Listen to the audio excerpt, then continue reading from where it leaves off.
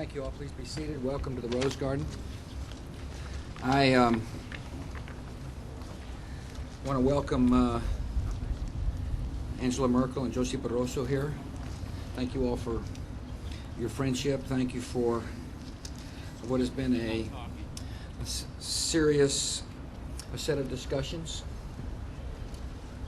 I told the Chancellor and the President that EU-U.S. relations are very important to our country, that not only is it important for us to strategize how to promote prosperity and peace, but it's important for us to achieve concrete results, and we have done so. Chancellor and Josie very much for the transatlantic economic integration plan that the three of us signed today. It is a statement of the importance of trade. It is a commitment to eliminating barriers to trade.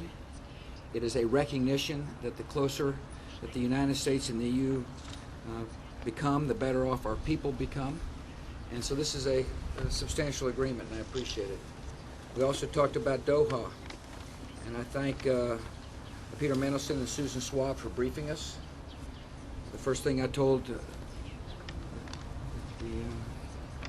group in the cabinet room was that I am firmly dedicated to a successful Doha round.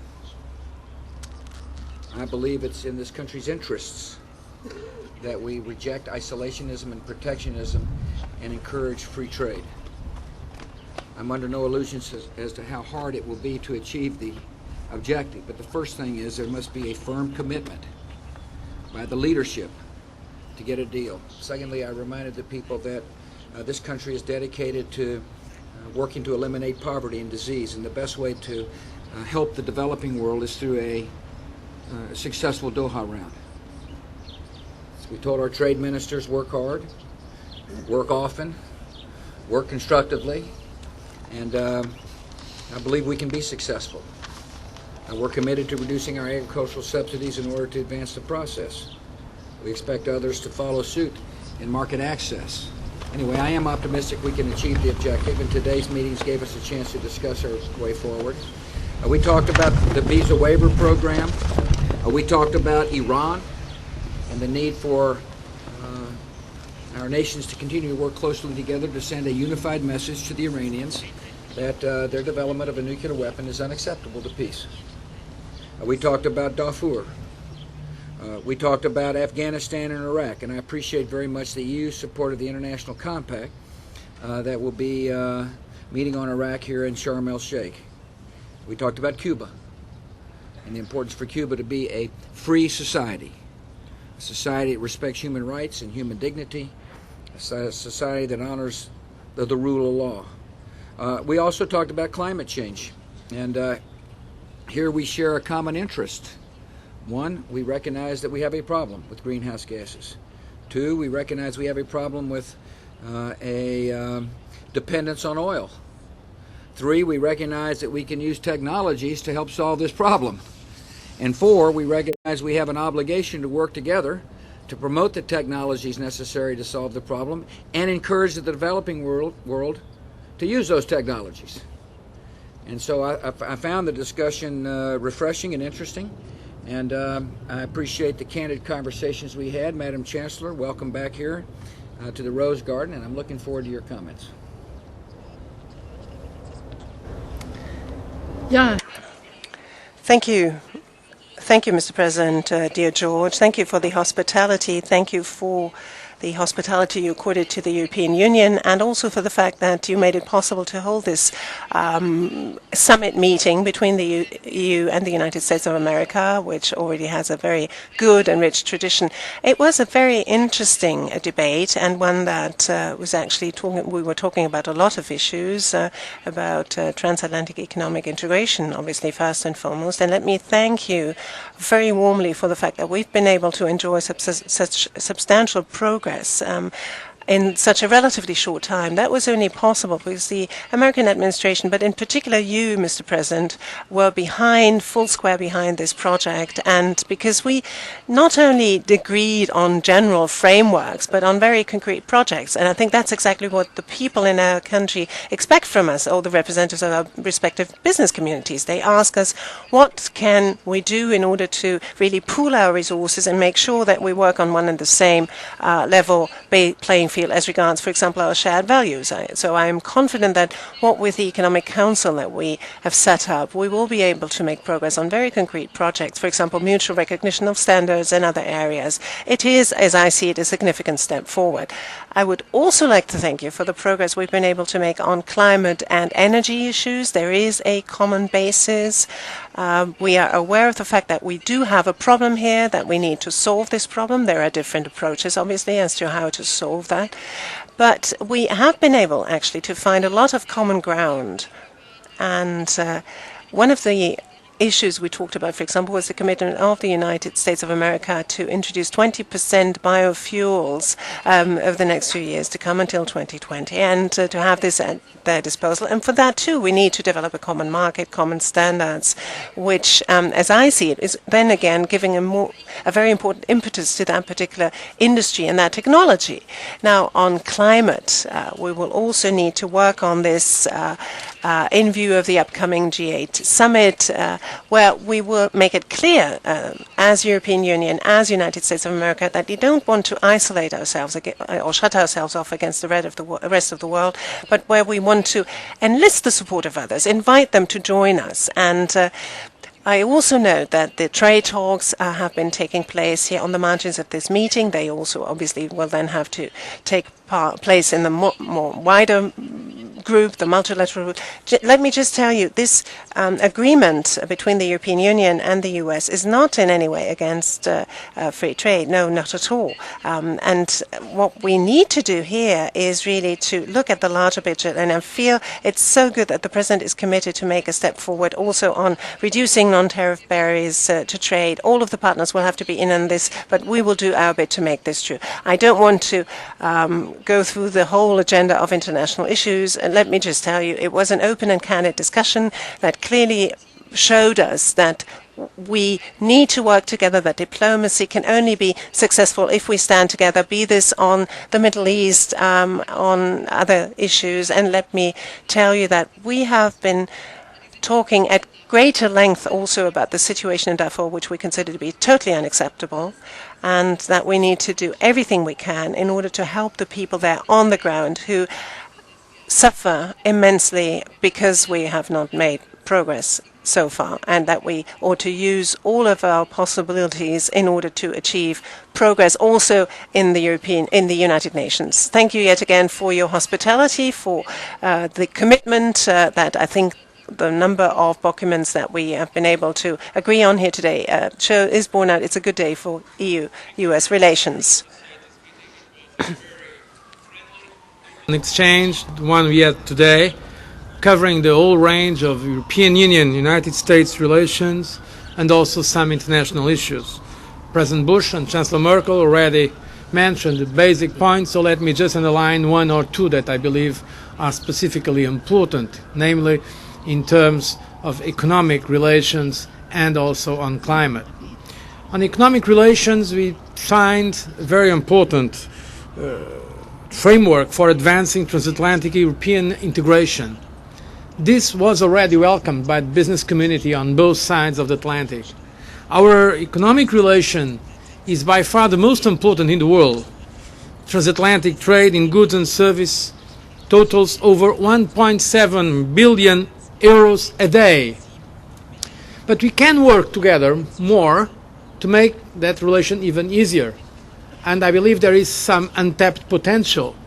Namely, if we can achieve more regulatory cooperation, in some cases regulatory convergence, put down some barriers to trade and investment on both sides, and to fight, of course, protectionism and isolationism that sometimes happens on both sides of the Atlantic as well. So this is indeed a very important agreement, and an agreement that also brings with it a Transatlantic Economic Council to be a permanent body with senior people on both sides of the Atlantic that will look at all those issues in a concrete manner, in which way we can make it move forward.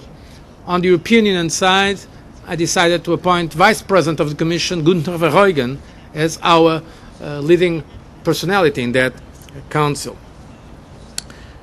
Another important point linked with this, it will be signed later this afternoon, is the air transport agreement. It is a very important first stage agreement on air transport, but it also brings with it the same idea of putting in a easier footing the relations, economic relations, people's relations between the United States of America and the European Union. And I think it's also very important. It's by far the most important in terms of air traffic liberalization since the Convention of Chicago so many years ago. About trade, we also welcome the very strong statement that President Bush made during our meeting and just now. We are very committed to a successful conclusion of the Doha round. We believe we can do it, we should do it. It will be good for trade, for the economy globally, but also for the developing world, and also for having all the main players in a true multilateral system for trade. So we are going to make efforts to get that done. Regarding climate, I really welcome the fact that there was progress in this meeting. We agree there is a threat, there is a very serious and global threat. We agree that there is a need to reduce emissions. We agree that we should work together. That's why I decided to have a forum where we are going to address many of these issues, namely technology and other issues that are important to fight climate change. And let's be frank, without the United States and Europe working together, we cannot engage others so that we can have a real global effort to face this very important threat to our economy, but also to our security. So climate and energy security are important in the agenda, and I'm very happy with the progress that we have achieved in this meeting today. Once again, President Bush, dear George, thank you very much for all the preparations and all the support you are giving personally to this very deep and strong relation. Thank you, Josie. Two questions from the three of us, starting with Terry. Mr. President, you're about to veto a bill that would force troop withdrawals from Iraq. How much of a voice are you willing to give Congress in the way that you conduct the war? Yeah. I am about to veto a bill that has got artificial timetables for withdrawal. But that's not the only bad thing about the bill. It also imposes the judgment of people here in Washington on our military commanders and diplomats. It also adds domestic spending that's unrelated to the war. I have made my position very clear. The Congress chose to ignore it, and so I will veto the bill.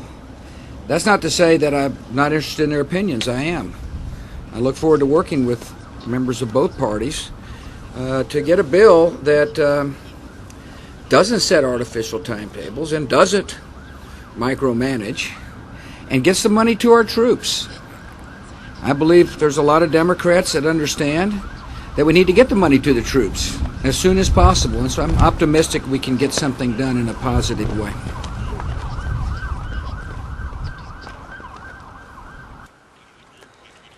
News channels. Yes. Mr. President. How could we ever forget your face? That's great. Thank you very much. I remember yours too. Thank you.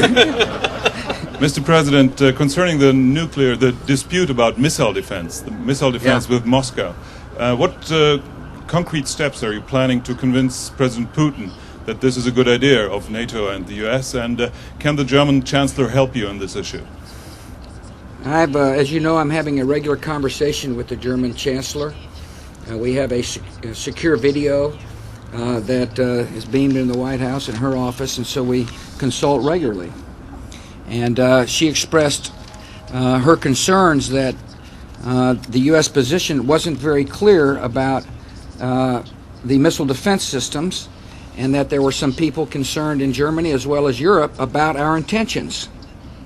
And she also suggested that it might make sense for me to share my intentions more clearly with President Putin. And I took her advice very seriously. Our intention, of course, is to have a defense system that prevents rogue regimes from holding Western Europe and or America to hostage. Evidently, the Russians view it differently. And so upon the advice of the Chancellor, I asked Secretary Gates to go to Moscow, where he had a very constructive meeting with President Putin.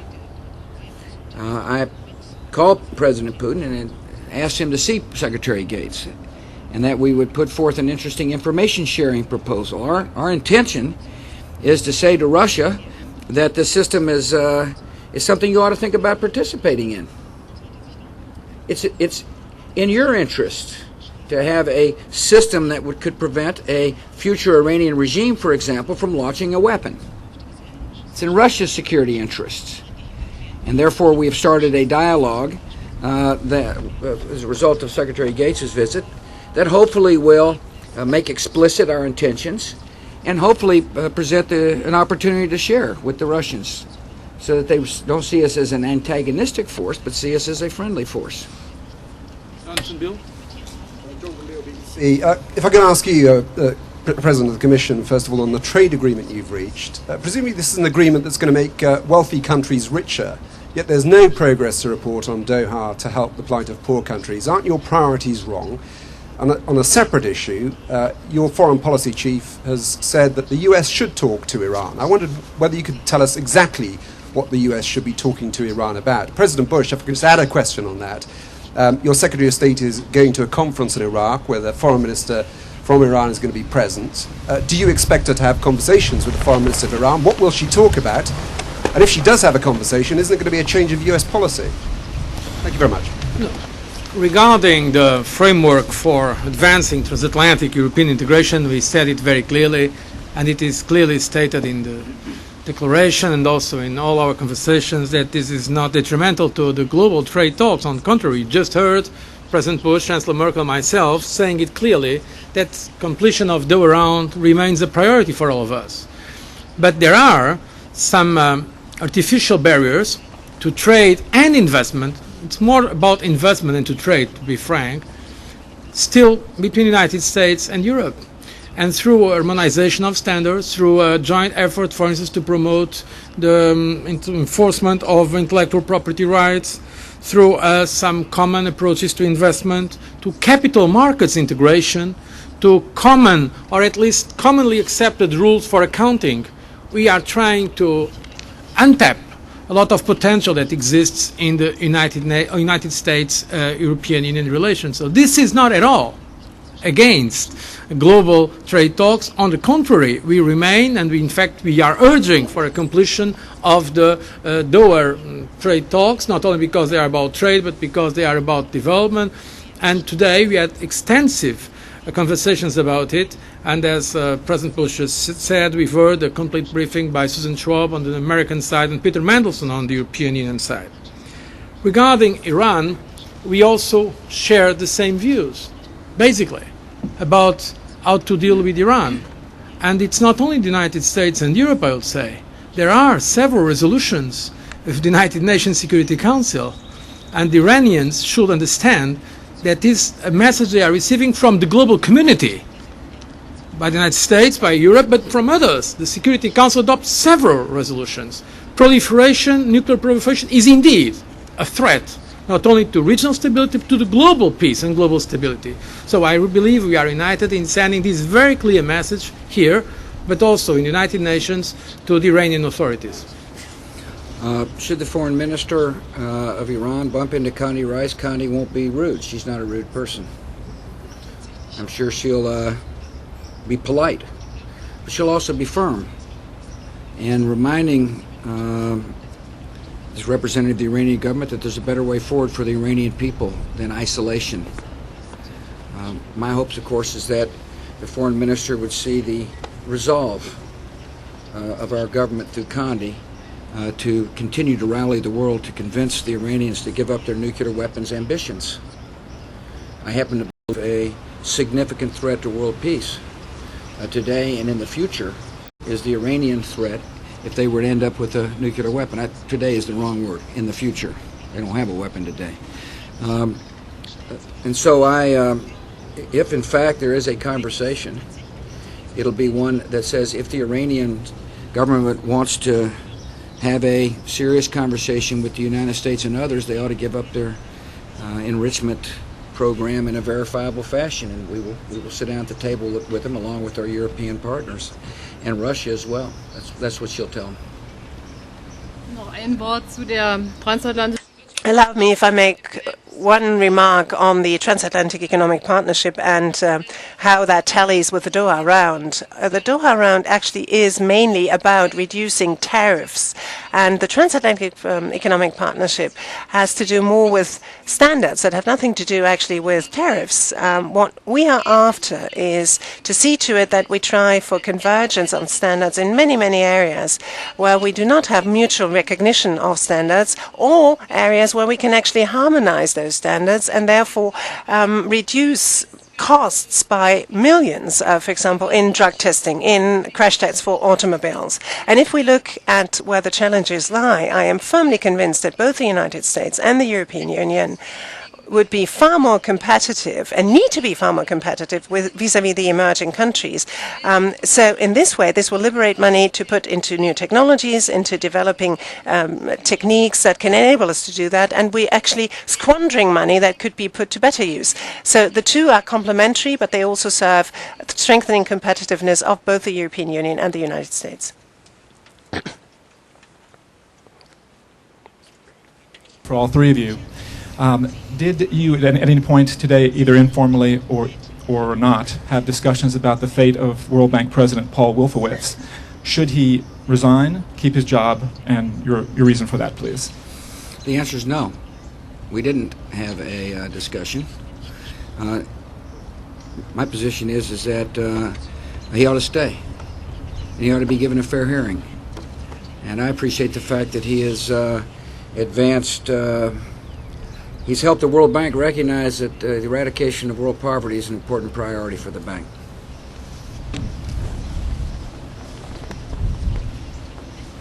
Also wir haben heute nicht darüber gesprochen. Well, today we did not address that issue, and my position is, and this is going to be relayed by a minister in the boards, in the individual bodies of the World Bank, and they have the respective commissions as well, that this ought to be a very transparent, very candid conversation. This is, I think, where this belongs, this particular issue.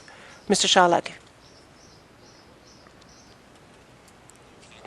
A question addressed to you, Mr. President, and also to the Chancellor. You were speaking of progress that you have been able to achieve on climate. Are these true and genuine? Is this true and genuine progress if we still don't agree on the instruments to get there? The Europeans seem to be banking more on limiting CO2 emissions, sort of national limits that are imposed by governments. You seem to be more in favor of a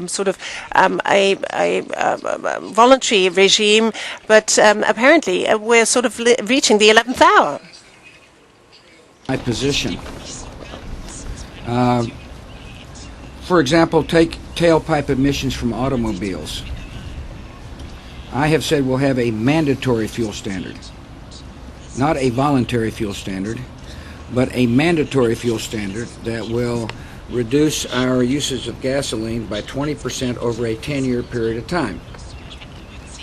We believe that ethanol and biodiesel, the spread of ethanol and biodiesel the goal of spreading ethanol and biodiesel is achievable. That's what we believe.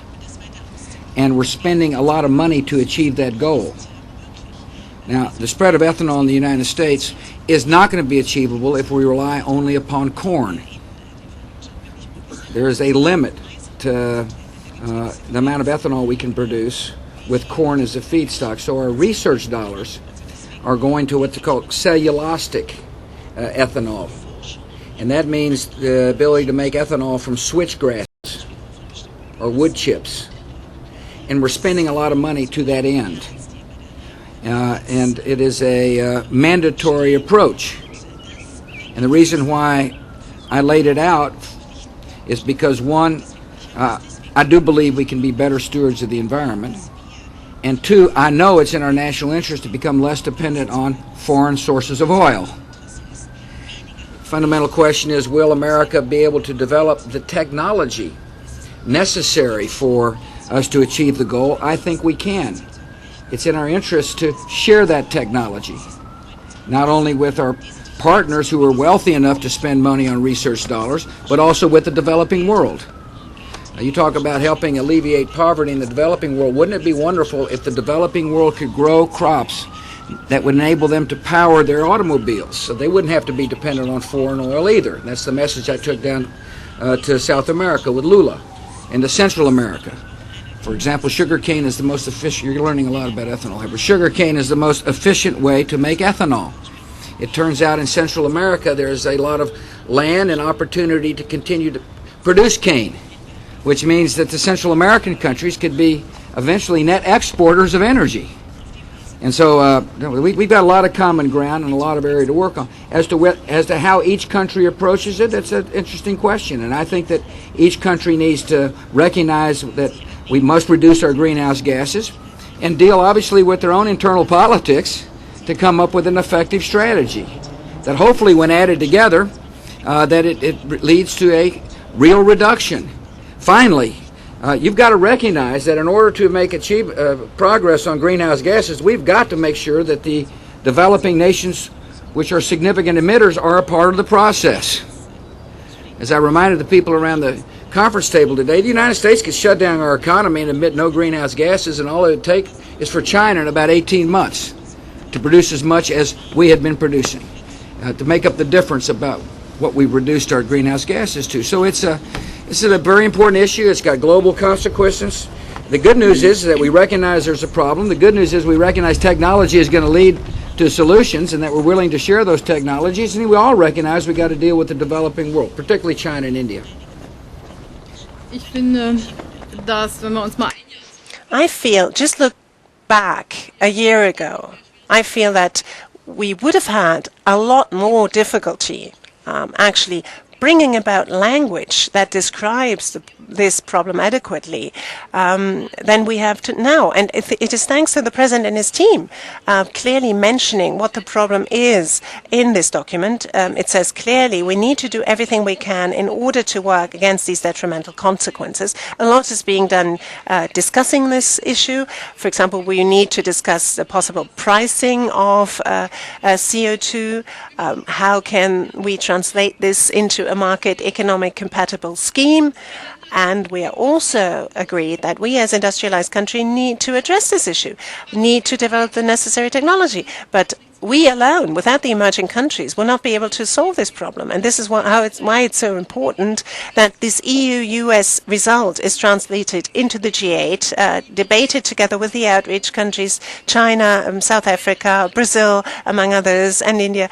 Because if we were not doing that, we would not be able to combat this problem that is truly a global one. But what is also true is that if the developed countries who have the best technology don't do anything, it will be even harder to convince the others. But without convincing the others, CO2 emissions worldwide will not go down. And I do think that we together need to define steps. We have done it. For example, we said we need a proper agenda for the Indonesian talks at the end of this year. That's an enormous step forward. And I think this is where we should be clear about the glass being half full instead of half empty. So think again for this. With Spain's news agency EFE, for Mr. Barroso, I would like to know how happy the European Union is really with the final document on climate change. Is it as ambitious as you were planning? Thank you. To be very frank, it's better than what I was planning. I think it was a real progress. Of course, it's working in progress, but as President Bush said, we agree there is a global threat, it's a serious threat. We agree there is the need to establish a limit to greenhouse gases. We agree with many of the mechanisms, namely the market-based mechanisms, the technology cooperation. We have agreed to establish a high-level group, a forum between the European Union and the American administration to look at those issues. And as Chancellor Merkel just said, we have to engage others. So now we can go to the G8 summit in Heiligendamm in June, Germany, to discuss this issue also with others that are very relevant for a global solution to a global problem. So I really believe that there was progress and very concrete progress. For instance, standards for biofuels, it's good. the idea to have a conference on renewables between the European Union and the United States. It will be next year here in Washington. And some concrete, it's very detailed in our document, some concrete mechanisms in terms of energy efficiency. So I really believe that by linking those different files, climate protection, energy security, we can really achieve a very important goal of having a sustainable development that is friendly to our environment. So I think it was a very important progress, and we are working along the same lines. But it is, of course, still work in progress. Good. Thank you all very much. And Chancellor, thank you. President? you. Thank you.